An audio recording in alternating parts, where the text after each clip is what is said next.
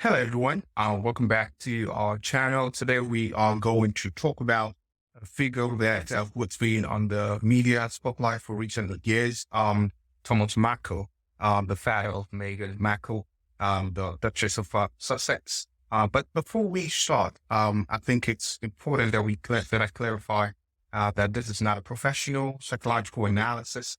What we will discuss today, it's based entirely in public available information, and it's merely speculated. So let's dive in and have a bit of a conversation and see what we can learn about this man and what his life really teaches us about being human. Now, firstly, it's no secret that Thomas Markle has a strained relationship with his daughter, Meghan. This family estrangement has been widely reported in the media. And from what we can recall, it kind of appears that it appears to have caused considerable pain on both sides. Thomas has repeatedly expressed his desire to reconnect with the daughter, Meghan, and he mentioned this illustrating the yearning that he has for family connection that many of us can relate to, especially when family ties become strained. Also, in my own case, I know how that can be very difficult. But also, I think Thomas Markle had also admitted to making mistakes. Most notably, would be staging paparazzi photos prior to Meghan's wedding to Prince Harry. Now, some say that this act and its subsequent regret offer an opportunity, right, for us to I would say rather that this particular act of his and the subsequent regret that he had kind of offer an opportunity for us to discuss the power of public scrutiny and the lens to which some individuals may go for validation and acceptance. Now, his admission also sort of suggests an ability to really express remorse and also take responsibility for his actions. So I would also say that in recent times, he's also contexted this, why he did what he did, not really pointing to the fact that he had received the money and there were a lot of pressure on both ends. But I think we've sort of seen Thomas Markle repeated attempts to kind of reach out to Meghan, such as in letters that was reading that was not responded to. This also conveys a wish for reconciliation, which is, of course, a common response strained relationships. However, I think the public nature of this kind of attempts also raises questions about the boundaries between private family matters and public business. Because given the fact that Thomas himself also shared a portion of a letter that was sent to him by Meghan, a separate 5-page letter, the Daily Mail. So this kind of escalated the family feud. Now, it's important to remember that our understanding of Thomas Markle's situation is really limited to what we've seen in the media, which may or may not really provide an accurate picture of the full context of his own personal experiences.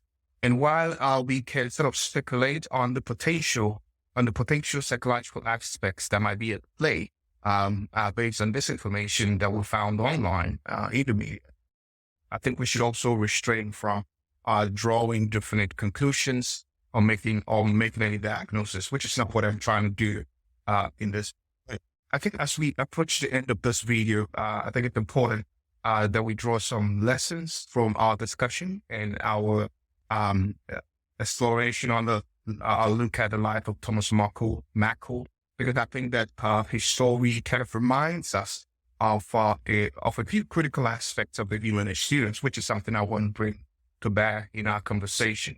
First, I think it sort of highlights the profound importance and complexity of family relationships. Now, even when those relationships become strained or broken, our deep yearning for reconnection doesn't really easily fade away. And that's one of the things that we can learn from this.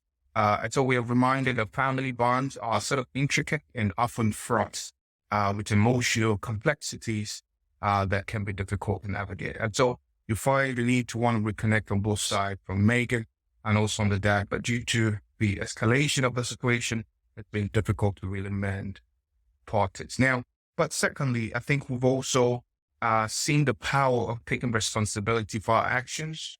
Thomas' public admission of his past mistakes kind of serves as a potent reminder of the value of personal accountability and the potential for growth and understanding that he brings. Now, I would say that I don't know if this is completely the case for Thomas, because recent evidence and interviews show conflicting statements. Now, but nonetheless, I think that Thomas' story lastly sheds a light on the fine line between private and public life, especially in an era where so much of our lives can be played out in public, right?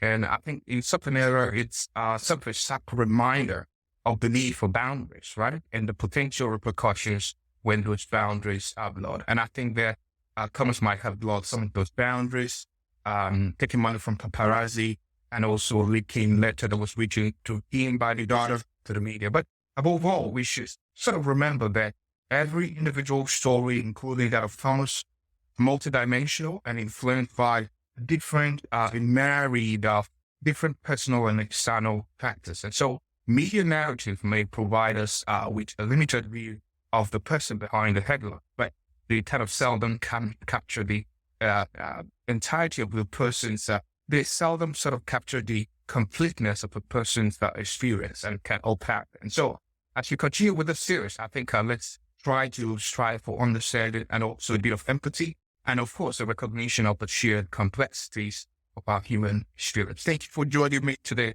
and I look forward to continuing these discussions in the next video as we discuss the next person in the family.